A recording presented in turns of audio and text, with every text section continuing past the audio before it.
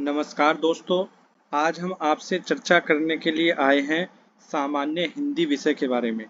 सामान्य हिंदी हमारे लिए कितना महत्वपूर्ण है।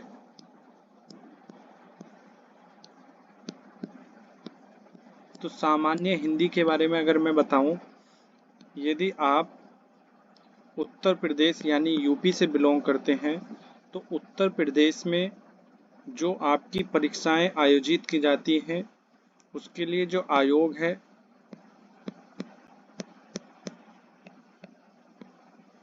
वो दो आयोग हैं।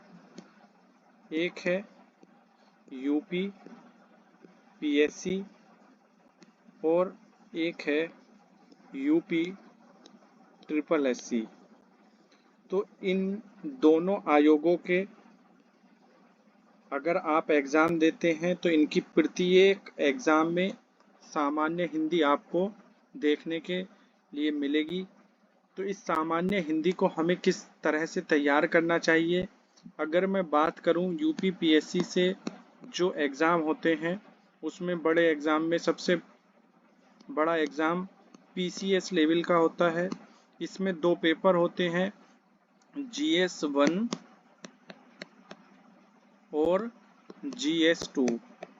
और इस GS2 को ही हम क्या बोलते हैं, सी सेट।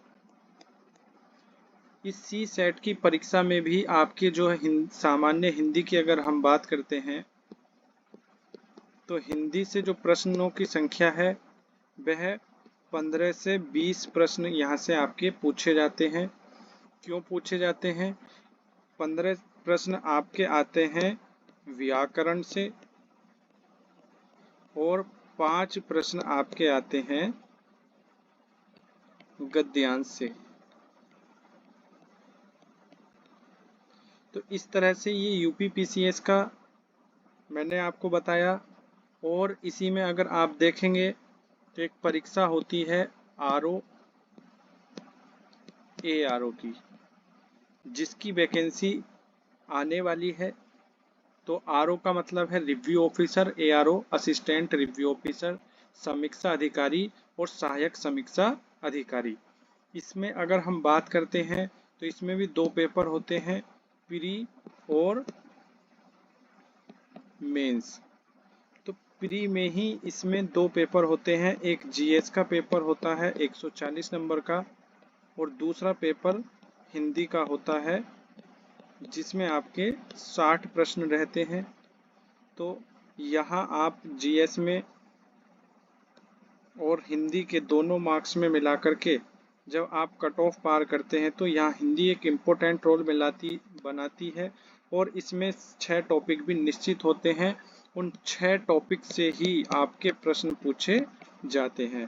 तो ये यहाँ पर हिंदी का आपने देखा कितना महत्वपूर्ण। इसके मेंस में भी हिंदी के प्रश्न पत्र आते हैं। हिंदी और निबंध और जीएस यहाँ से प्रश्न पूछे जाते हैं। तो यहाँ आपका आरओ में कोई इंटरव्यू नहीं होता, तो बहुत ही आपके लिए सुनहरा मौका है। आप इस परीक्षा को दे सकते हैं और इसकी तैयारी शुरू कर सकते हैं। इसके बारे में भी मैं आपको बताऊंगा। और इसके अलावा अगर मैं बात करता हूं यूपी पुलिस, अगर हम बात करें यूपी पुलिस की, यूपीपी में भी क्या होता है, आपका जो एक लिखित पेपर होता है उस लिखित पेपर में हिंदी का महत्व होता है। तो उसके लिए भी आपको हिंदी पढ़नी जरूरी है। इसके अलावा अगर हम बात करें यूपी के शिक्षा परीक्षा की सी टेट या यूपी टेट की, तो वहाँ पर भी हिंदी का महत्वपूर्ण रोल है। तो आज हम जो बात कर रहे हैं हिंदी हमारी कहाँ कहाँ किन किन परीक्षाओं में काम आ सकती है उसके बारे में मैं आपसे चर्चा कर रहा हूँ। इसके अलावा यूपी ट्रिपल एससी के द्वारा जितनी भी परीक्षाएं आयोजित की जाती हैं उसमें चाहे आपकी अभी कनिष्ठ सहायक लिपिक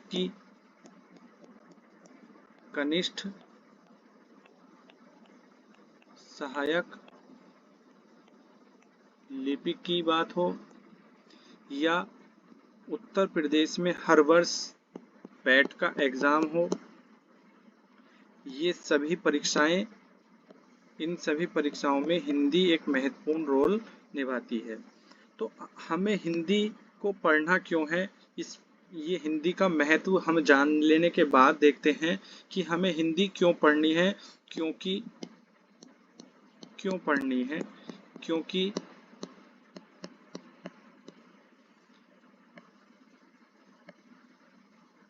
क्या होता है कि हम देखते हैं क्यों पढ़नी है, हम ये आपसे बता दें। क्योंकि इसका आपने महत्व देखा कि प्रत्येक परीक्षा में ये कम समय में आपको अधिक अंक प्रदान करती है।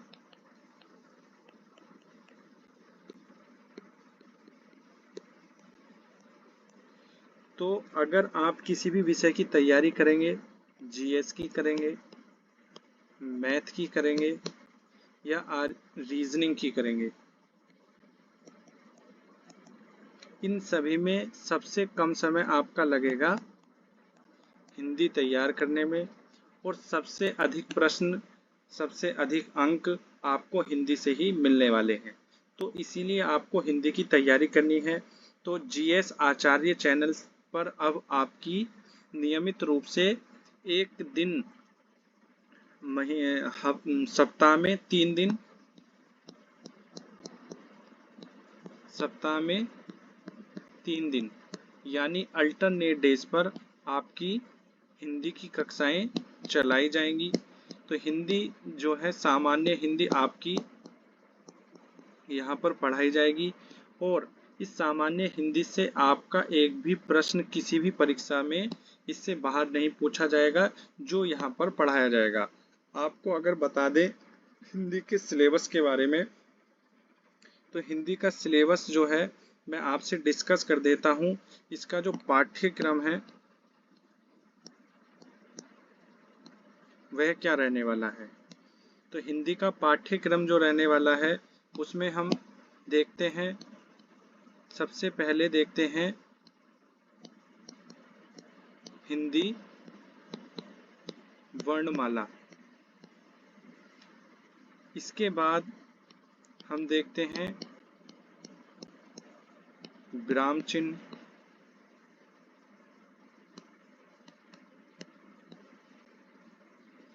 विराम चिन्ह के बाद हम देखते हैं शब्द रचना।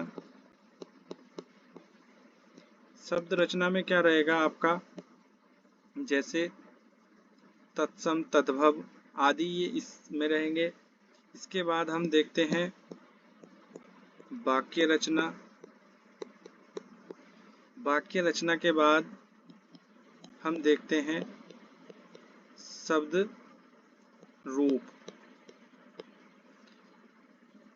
अगर हम बात करें, इसके बाद एक बड़ा इम्पोर्टेंट टॉपिक रहेगा आपका संधि, फिर रहेगा समास,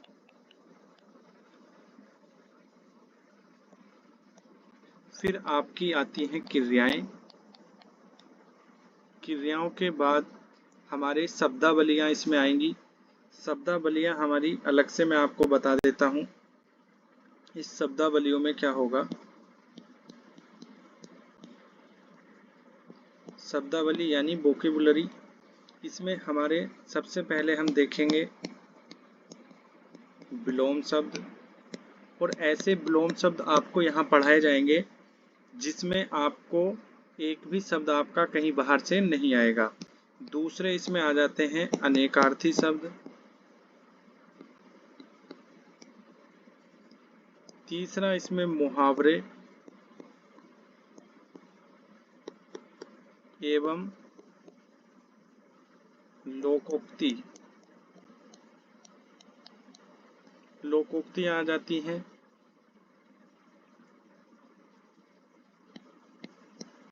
वर्तनी शुद्धि,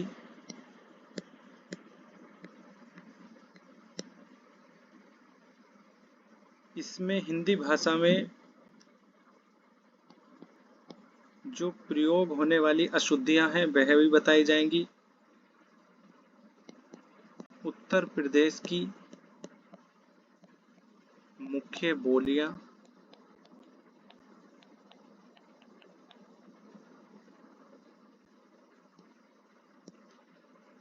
वाच्य,